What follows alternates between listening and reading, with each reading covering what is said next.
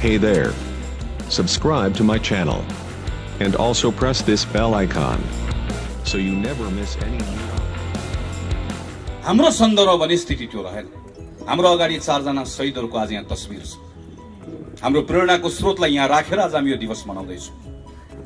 हामी 4 जना शहीदहरूले माघ 10 गतेदेखि 16 गतेसम्म 2007 सालमा शहादत प्राप्त गर्दै गर्दा होस् वा यसबाट प्रेरणा पाएर पछिल्लो समयसम्ममा हजारौं सपुतहरू जसलाई हामीले शहीद भनेर मानेका छौं, कसैले पनि शहादत दिएको नेपालको सीमाना रक्षाको लागि थिएन।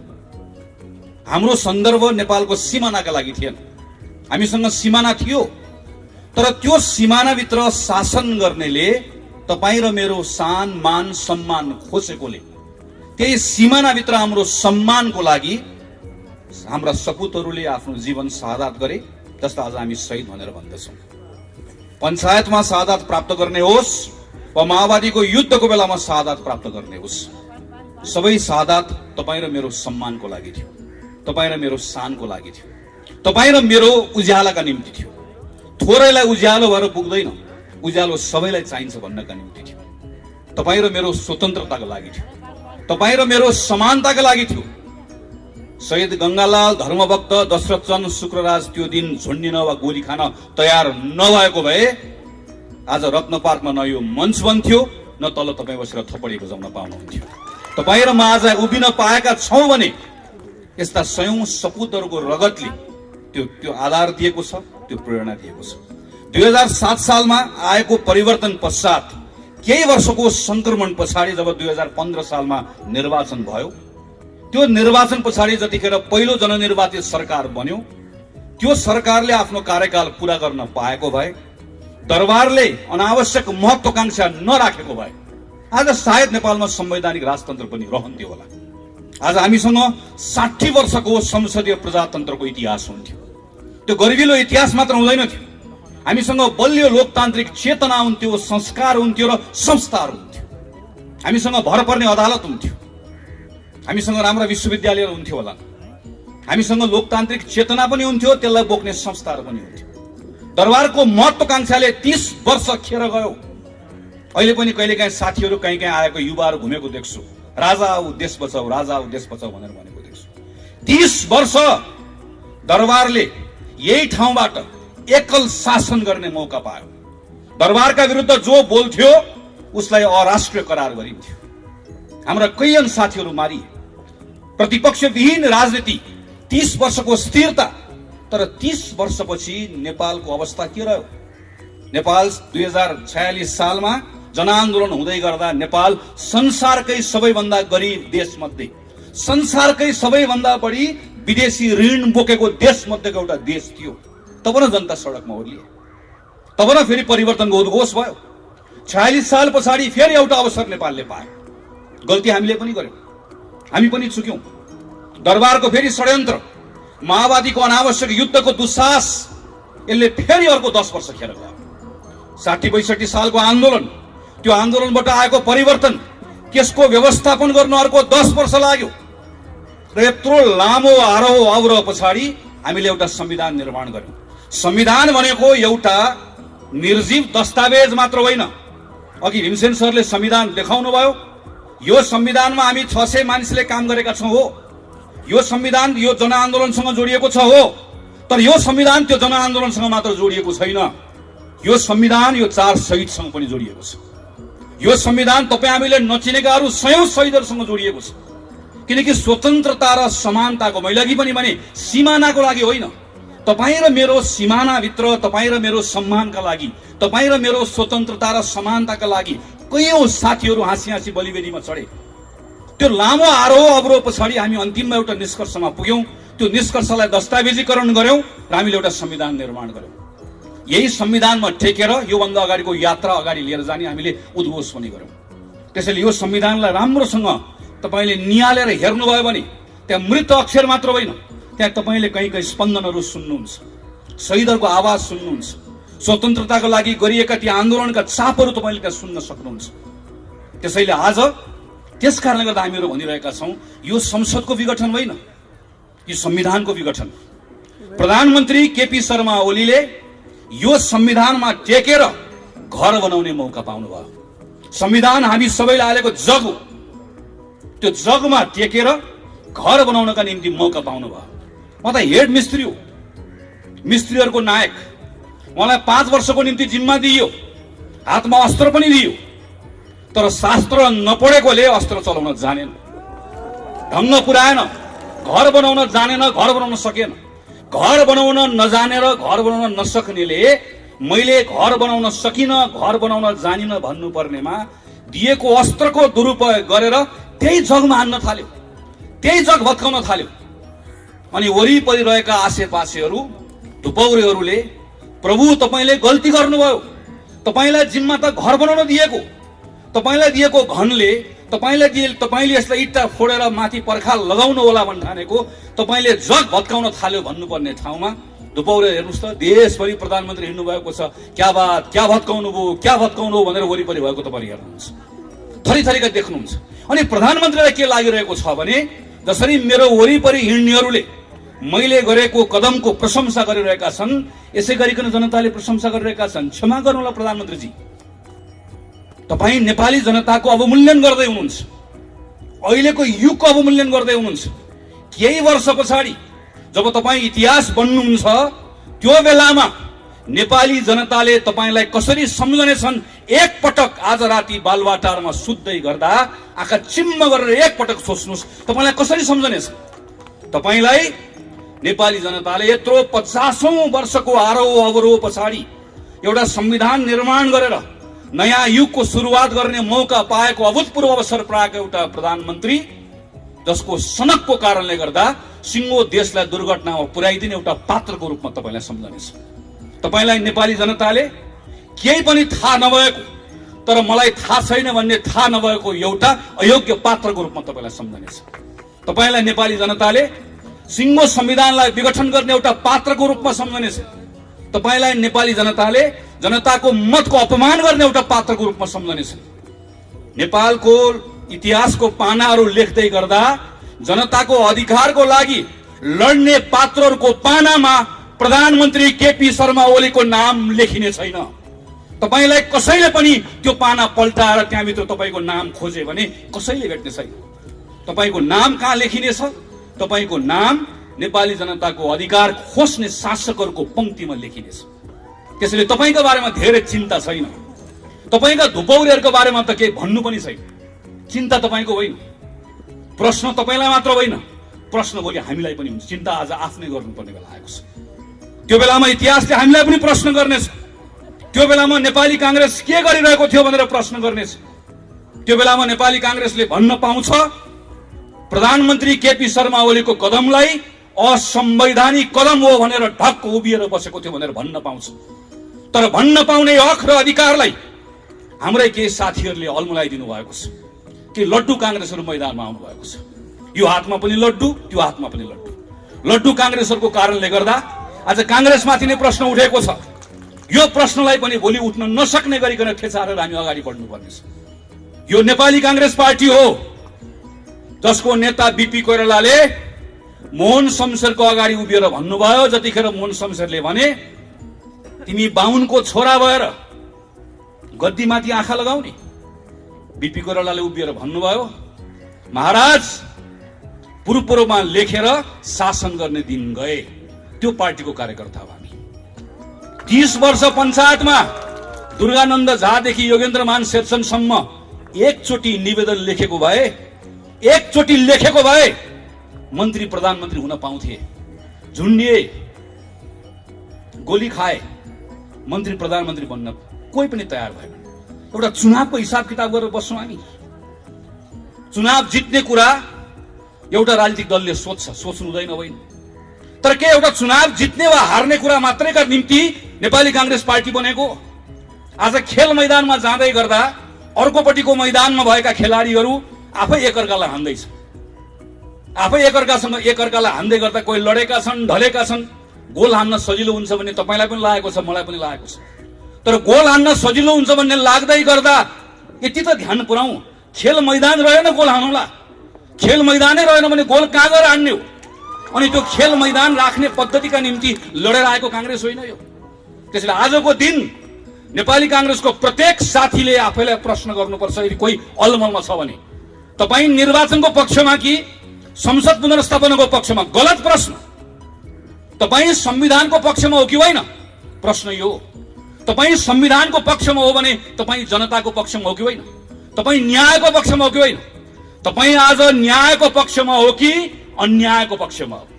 तपाईँ आज संविधान र जनताको पक्षमा हो कि यो संविधानलाई विघटन गर्ने तत्त्वहरूको पक्षमा हो? प्रश्न यो प्रश्नमा नेपाली कांग्रेस पार्टीले स्पष्ट निर्णय गरेर आफूलाई उभ्याएको छ। यो निर्णयलाई आजको दिनमा कतिपय ठाउँमा साथीहरू अल्मलिनु भएको छ, कतिपय अभिव्यक्तिहरूले अल्मलिनु भएको छ। म तमाम साथीहरूलाई आग्रह गर्छु, पार्टीको जुनसुकै तहको नेता होस्, पार्टीको निर्णयले बाँधिएको छ र पार्टीको निर्णय यही हो। पुष 5 गते प्रधानमन्त्री केपी शर्मा ओलीले गर्नुभएको काम असंवैधानिक हो। असंवैधानिक केपी ओलीको कदम मुर्दाबाद पार्टीको नारा यही हो। यो भन्दा दायाँ बायाँ न नेपाली कांग्रेसको निर्णय छ, न कसैले निर्णय गराउन पाउँछ। प्रश्न कांग्रेसलाई मात्र होइन, प्रश्न अदालतलाई पनि आउँछ। के साथीहरू के भन्नुहुन्छ भने अदालतको बारेमा बोल्नु हुँदैन। म फेरि भन्छु, बीपी कोइरालाको पार्टीको कार्यकर्ता हो हामीहरू, र यही बीपी कोइराला हो जसले सर्वोच्च अदालततर्फ हेरेर भन्नुभयो, यो अदालत हो श्रीमान, न्यायको 4 किल्लाभित्र न्यायको हत्या नहोस्, दायाँ नहेर्नुहोस्, बायाँ नहेर्नुहोस्, वर नहेर्नुहोस्, पर नहेर्नुहोस्, न्याय गर्नुहोस्, विवेक पुर्याउनुहोस्। अदालततर्फ हेरेर पञ्चायतको बेलामा फाँसी मुद्दा लागेको बेलामा बोलेका बीपीका कार्यकर्ताहरू आज रामशाह पद देखेर पर भागेर अदालतको बारेमा बोल्दैनौ भनेर भन्छ भने ती कायरहरू मात्र हुन सक्दछ। अदालतको बारेमा कांग्रेसले बोल्दैन भन्ने भ्रम नराखौं। अदालतमा भइरहेको विषयको बारेमा कांग्रेस त बोलिसक्यो र कांग्रेस बोलेर भनिसक्यो पुष 5 गतेको कदम असंवैधानिक हो। अब अदालतले यो भन्दा दायाँ बायाँ फैसला गर्दैन भन्ने हाम्रो विश्वास हो। अदालतले गर्न सक्दैन, अदालतले गर्नु हुँदैन भन्ने हाम्रो मान्यता हो। अदालत प्रतिको प्रचुर विश्वास हो र विश्वासको आधार छ। अघि साथीहरूले चर्चा गरिसक्नु भयो। यही संविधान सभामा हामीहरू काम गर्दै गर्दा आदरणीय नेता कृष्णप्रसाद सिटौलाको नेतृत्वमा मस्यौदा समितिभित्र काम गर्दै गर्दा त्यही संविधान सभाबाट लेखिने संविधानमा भएको नेपालका कम्युनिस्ट पार्टीका साथीहरूको प्रस्ताव थियो अदालतलाई संसद मातहत राख्नुपर्छ। प्रस्ताव थियो एउटा संसदीय समितिले अदालतलाई हेर्नुपर्छ। हामीले भने हुँदैन। अदालतको स्वतन्त्रताको पक्षमा हामी रोप्यौं। यही संसदले अदालतको सम्मान राख्यो। अब हामी चाहन्छौं अदालतले संसदको सम्मान राखोस्। श्रीमानहरूलाई हामीहरू भन्न चाहन्छौं, तपाईहरू संविधान पल्टाएर हेरिराख्नु भएको छ, हेर्ने त्यही नै हो। संविधानको अक्षरहरू पढिराख्नु भएको छ, धाराहरू पढिराख्नु भएको छ, पढ्ने त्यही नै हो। तर संविधानको धाराहरू, त्यो अक्षरहरू शून्यबाट आएका होइनन्। त्यसको सृजना कहाँबाट भयो? त्यो कहाँबाट आयो? कहाँबाट जन्मियो? त्यही संविधान सभाबाट जन्मियो। त्यो दुईटा संविधान सभामा काम गरेर आएको सदस्य हुँ म। पहिलो संविधान सभाको एउटा छलफल तिथि मिथि याद छ। म सुभाष नेमाङको कोठाभित्र भएका छलफलहरू अहिले पनि सम्झिरहेको छु। पहिलो संविधान सभाबाट संविधान बनेको भए आज नेपालमा संसदीय व्यवस्था रहने संविधानै बन्दैन थियो। त्यो यात्रा पार गरेर हामीहरू दोस्रो संविधान सभामा आयौं। एकातिर हामीलाई प्रत्यक्ष निर्वाचित कार्यकारी जस्तो भइदियोस् भन्ने चाहना, अर्कोतिर स्थिरता भइदियोस् भन्ने चाहना, तर अर्कोतिर संसदीय व्यवस्था पनि रहिदियोस्, नत्र भए नेपालको विविधताको प्रतिनिधित्व हुन सक्दैन भन्ने यथार्थको बोध। त्यसका बीचमा हामीले एउटा निर्णय गर्यौं, हामी संसदीय व्यवस्था राख्छौं, तर यस्तो संसदीय व्यवस्था राख्छौं जसमा हुने व्यवस्था न भूतो न भविष्य। संसारको कुनै पनि देशको संविधानमा नभएको व्यवस्था तपाई हाम्रो संविधानमा हामीले राखेका छौं। एउटा संविधान कसैले मलाई बताइदियोस् जसमा संसदीय व्यवस्थामा संसदबाट निर्वाचित भएको प्रधानमन्त्रीलाई 2 वर्ष अविश्वासको प्रस्ताव राख्न नपाउने कुनै एउटा संविधान छ? 2 वर्ष अविश्वासको प्रस्तावको बारेमा जब प्रधानमन्त्री निर्धक्क भएर बस्नुभयो त्यो बेलामा नेपालको संविधान सिरानी राख्ने। अनि आज जब यो संविधानले तपाईलाई विघटन गर्न दिएन अनि त्यो बेलामा भारतको संविधानले यसो भन्छ, बेलायतको संविधानले यसो भन्छ, त्यसो भए भारत जानुस्, त्यसो भए बेलायत जानुस्। यो नेपाल हो श्रीमान, यो नेपालको संविधान लाग्छ र नेपालको संविधानमा बहुमत प्राप्त प्रधानमन्त्रीले संसद विघटन गर्न पाउने कुरा लेखिएको छैन। अदालतमा कहिलेकाहीँ चिन्ता व्यक्त गरेको सुनिन्छ, बहुमत प्राप्त प्रधानमन्त्रीले सरकार चलाउन मन नलाग्यो भने के गर्ने? हामीले श्रीमानलाई भनेका छौं त्यसो भए बहुमत प्राप्त प्रधानमन्त्री खुरुक्क घर जाने, घर बस्न मन नलागे वन जाने। त्यो भन्दा बाहेक यो संविधानले बाटो देखाउँदैन। यो संविधानको धारा 76 मा छलफल भइरहेको छ। धारा 76 लेख्ने संविधानको मस्यौदा समितिको संयोजक यही हुनुहुन्छ। म त्यसको सदस्य। सम्माननीय अदालतका श्रीमानहरुलाई हामी भन्न चाहन्छौं, हामी जनताका प्रतिनिधि हौं। नजानेर नबुझेर धारा 1, 2, 3, 4, 5, 6, 7 लेखेको होइन। बहुमत प्राप्त प्रधानमन्त्रीले संसद भङ्ग गर्न पाउँछ भनेको भए, गर्न पाउँछ भन्ने लेख्नुपर्छ भनेको भए लेख्न नआउने हो, पढ्न नआउने हो। सरासर 2047 सालको संविधानको धारा 53 जस्तो बहुमत प्राप्त प्रधानमन्त्रीले संसद भङ्ग गर्न पाउने छ भनेर लेखिहाल्थ्यो। बहुमत प्राप्त प्रधानमन्त्रीले गर्न पाउँदैन भनेरै त्यस कारणले गर्दा गर्न नपाइने व्यवस्था गर्यो। यति कुरा प्रष्टसँग लेख्दै गर्दाखेरि पनि, संविधानको व्याख्या गर्दै गर्दा तलमाथि हुन्छ भने प्रश्न उठ्छ। श्रीमान, प्रश्न उठ्छ, जवाफ दिनुपर्ने हुन्छ। किनकि अदालतले पनि लेखेको कुरा व्याख्या गर्ने हो, काल्पनिक कुरा अदालतले पनि थप्न पाउँदैन। यो संविधानमा थप गड गर्न पाउने अधिकार अदालतले पनि छैन। लेखेको कुराको व्याख्या गर्ने मात्रै हो। यति मात्र होइन, तपाई प्रत्येक नेपाली नागरिकले यो कुरा मनन गर्नुपर्छ। प्रधानमन्त्री केपी शर्मा ओलीको विघटनको यो प्रस्ताव सदर हुने हो भने यो भन्दा ठूलो लोकतन्त्रमा जनताको निर्वाचनको अर्को अपमान हुन सक्दैन। हाम्रो संविधानमा त लेखिएको छैन। कहिलेकाहीँ के कुरा गरिन्छ भने संसारको विभिन्न संविधानमा भएको व्यवस्थाको कुरा गरिन्छ, संसदीय व्यवस्थाको कुरा गरिन्छ। हाम्रो संविधानमा नलेखेको तर संसदीय परम्पराको कसैले बहस गर्छ भने पनि एकपटक पल्टाएर हेरौं। एउटा संसद विघटन गरेको घटना कसैले मलाई बताइदियोस् जहाँको प्रधानमन्त्रीले के भन्छ भने यो संसदमा सम्पूर्ण रूपमा मेरो बहुमत थियो, संसदमा मलाई केही पनि समस्या भएको थिएन, तर राति सुतेको बिहान उठ्दै गर्दा भङ्ग गर्न मन लाग्यो, मैले भङ्ग गरिदिएँ। प्रधानमन्त्रीको पत्रले यो भन्दा अरु केही भन्छ? तपाईले पत्र पढ्नु भएको छ एकपटक? प्रधानमन्त्री के भन्नुहुन्छ भने मलाई 2/3 बहुमत चाहियो, त्यस कारणले गर्दा मैले संसद भङ्ग गरिदिएँ। अब 2/3 बहुमत दिनुस्। त्यसपछि प्रधानमन्त्री के भन्नुहुन्छ भने 2/3 पुगेन, सम्पूर्ण चाहियो भन्नुहुन्छ। त्यो भन्न पाइने हो नि त। एउटा व्यवस्था कसैले देखाइदियोस्, एउटा अभ्यास देखाइदियोस् जहाँ संसदमा समस्या नरहिकन संसद विघटन भएको होस्। भएको छैन, कहीँ पनि हुँदैन। हाम्रोमा त पाइँदैन, पाइने ठाउँमा पनि हुँदैन। संसदमा समस्या आएपछि बल्ल संसद भङ्ग गर्ने अभ्यास संविधानमा व्यवस्था भएका देशहरूमा छ, हाम्रोमा त त्यो पनि छैन। त्यसैले हामी श्रीमानहरुतर्फ फर्केर भनिरहेका छौं, केही हेर्नु पर्दैन, हाम्रो संविधान मात्र हेर्दै हुन्छ। प्रधानमन्त्रीले अदालतमा चलिरहेको कुरालाई तमासा भनेर भन्नुभयो। तमासा भन्ने कुरालाई अदालतले कसरी लिन्छ, अदालतले जान्ने कुरा हो। केही पूर्व प्रधान न्यायाधीशहरूले अदालतको अ पनि उच्चारण गर्नु भएन। उहाँहरूले जम्मा एउटा कुरा भन्नुभयो, प्रतिनिधि सभाको विघटन नेपाल संविधानका हिसाबले पनि राजनीतिक हिसाबले पनि यसले गतिरोध उत्पन्न गरेको छ भनेर भन्नुभयो। भनेको त्यति मात्रै हो। त्यति भनेको आधारमा आज पूर्व प्रधान न्यायाधीशहरूलाई अदालतको अपहेलनाको मुद्दा लागेको छ। अदालतको प्रक्रिया छ, म प्रक्रियाको सम्मान गर्छु र मलाई विश्वास छ अदालतले यसलाई दूधको दूध पानीको पानी गर्छ। तर एउटा कुरा सम्झाउन चाहन्छु, केवल राजद्रोहको मुद्दा लागेको थियो मलाई। यही अगाडिपट्टि नागरिक आन्दोलन भएको थियो। देवेन्द्र राज पाण्डे र कृष्ण पहाडीले नेतृत्व गर्नुभएको नागरिक आन्दोलनमा यहाँ नारा लगाएको बहानामा राजद्रोहको मुद्दा लागेर हिरासतमा थिए। म माथिको मुद्दामाथि बहस चलिरहेको थियो विशेष अदालतमा। विशेष अदालतमा बहस चल्दै गर्दा थुप्रै युवा साथीहरू अदालतमा आउनुभयो। अदालतको परिसरमा छिर्नुभयो, तलबाट नारा लाग्न थाल्यो, ज्ञाने चोर देश छोड। र त्यही बेलामा मेरो पक्षमा बहस गर्दै गरेका वकिलहरूले भन्नुभयो, श्रीमान एकछिन अदालतमा मौनता चाहन्छु। श्रीमान एकछिन कोही नबोल्दिनुस्। कोही बोलेनन्। भित्र युवाहरू भित्रै पसे, नारा लगाउँदै गए, अझ स्वर ठुल्ठुलो हुँदै गयो।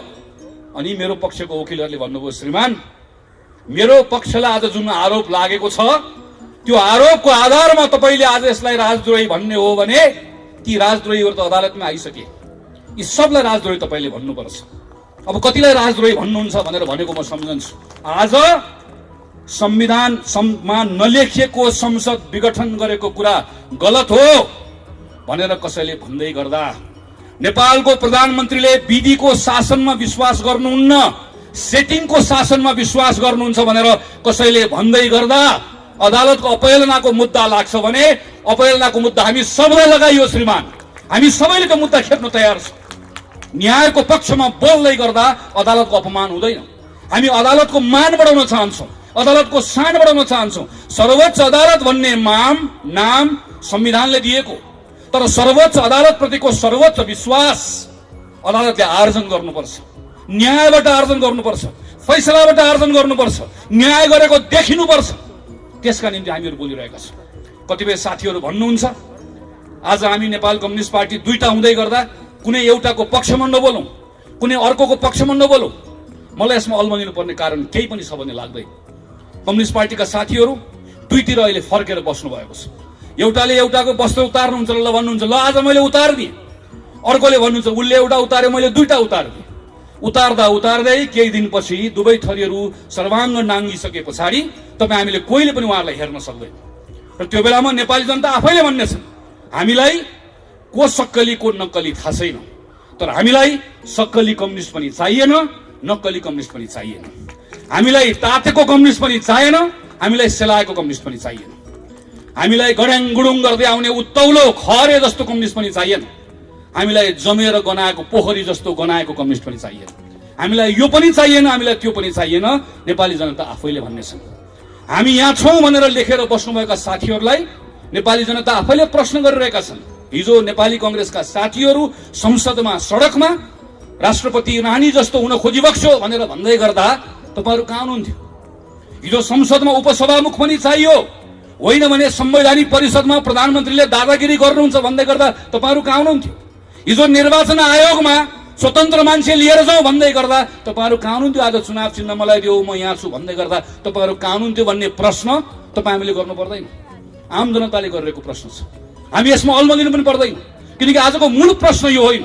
आजको मूल प्रश्न संविधान माथि भएको घात हो। आजको मूल प्रश्न संविधान विघटन गरिएको विषय हो। आजको मूल प्रश्न संविधानलाई ट्र्याकमा फर्काउने कुरा हो। आजको मूल प्रश्न व्यवस्था जोगाउने कुरा हो। म खास गरिकन नौजवान साथीहरूलाई म अनुरोध गर्न चाहन्छु। 48 सालमा 9 कक्षामा पढ्थेँ, 46 सालको बेलामा प्रदीपजी हामीहरू एउटै विद्यालयमा भक्क स्कुल पढ्दै थियौँ। ठुलो परिवर्तन भयो। परिवर्तनपछि सब ठिकठाक हुन्छ भन्ने लाग्यो। धेरै कुरा भनेको जस्तो भएन। माओवादी आयो, बन्दुक बोकेर आयो, व्यवस्था बदल्छु भनेर आयो, दरबार आयो, व्यवस्था बदल्छु भनेर आयो। त्यो बेलाका युवाहरूको त्यो क्षणिक आवेगमा, क्षणिक नैराश्यतालाई त्यसको दुरुपयोग गरेर अनेकन शक्तिहरू आयो। तर त्यसले हाम्रो पुस्ता खायो, हाम्रो एउटा जेनेरेसन गयो। यो बेलामा तपाईँको रिस पार्टीसँग हुन सक्छ, तपाईँको रिस नेतासँग हुन सक्छ। रिस उठ्यो पार्टी फेरिदिनुहोस्, रिस उठ्यो नेता बदल्नुहोस्, तर पद्धति बदल्ने कुरामा साथ कसैले पनि नदिनुहोस्। यो पद्धति बदलले भत्काउने कुरा फेरि एकपटक सुरु भयो भने अर्को 20 वर्ष जान्छ। लेखेर राख्नुहोस्, गनेर राख्नुहोस्। तपाईँलाई मन परेन मूर्ख शासक बदलिदिनुहोस्, तर मूर्ख शासकको हुकुमले चल्ने पद्धतिले नेपालको हित हुँदो रहेनछ भन्ने कुरा इतिहासले बताएको छ, पटक पटक प्रमाणित भएको छ। त्यसैले यो बेलामा कोही प्रतिको माया राख्नु पर्दैन, कोही प्रतिको दुराग्रह पनि राख्नु पर्दैन। तपाईँ काङ्ग्रेस हुनै पर्दैन। काङ्ग्रेस हुने, काङ्ग्रेसलाई मत हाल्ने कुरा आउँछ त्यो दिन गर्नु होला। यो पटक तपाईँ एउटा नेपाली नागरिक भएर सोच्ने हो। तपाईँले यो पटक तपाईँले नेपालको भविष्यका बारेमा सोच्ने हो। यो बेलामा तपाईँ बोल्ने जसरी गङ्गालाल 22 वर्षको उमेरमा एउटा युवक भोलि गएर तपाईँ र मैले उज्यालो देख्न पाउला कि नपाउला भनेर बोले मात्र होइन गोली खाए। तपाईँ आज तपाईँका लागि, तपाईँको भविष्यका लागि, हाम्रो देशका लागि, हाम्रो भविष्यका लागि बोल्न तयार हो कि होइन? बाहिर मैदानमा आउन तयार हो कि होइन? त्यसैले म एउटै कुरा भनेर आग्रह गरेर टुङ्ग्याउन चाहन्छु। विनोद विक्रम केसी, कवि विनोद विक्रम केसीको कवितालाई थोरै मैले आफ्नो हिसाबले बनाएको छु। टाउकोमा लाठी खान तयार रहनुहोस्, टाउकोमा लाठी खान तयार रहनुहोस्, ढाडमा बुट खान तयार राख्नुहोस्। टाउकोमा लाठी खान तयार रहनुहोस्, ढाडमा बुट खान तयार रहनुहोस्, छातीमा गोली खान तयार रहनुहोस्, मस्तिष्कलाई जेलको हावा खान तयार राख्नुस्। मनलाई मृत्युलाई मही खानको लागि तयार राख्नुस्। मनलाई मृत्युलाई मही खानको लागि तयार राख्नुस्। नत्र तानाशाहसँग हार खाएर इतिहासको गाली खान तयार रहनुस्। इतिहासको गाली खाने हो वा लड्ने हो आफ्नो हकका लागि, आफ्नो अधिकारका लागि। आज शहीद दिवसमा त्यही भएर मैदानमा आएको। संकल्प गर्ने हो कि होइन? बोल्ने हो कि होइन? लड्ने हो कि होइन? डट्ने हो कि होइन? त्यही साहसका साथ, संकल्पका साथ देशभरिका साथीहरू उठ्नुहुन्छ भन्ने विश्वास गर्दै मेरो कुरा टुङ्ग्याउँछु। धन्यवाद, नमस्कार, जय नेपाल।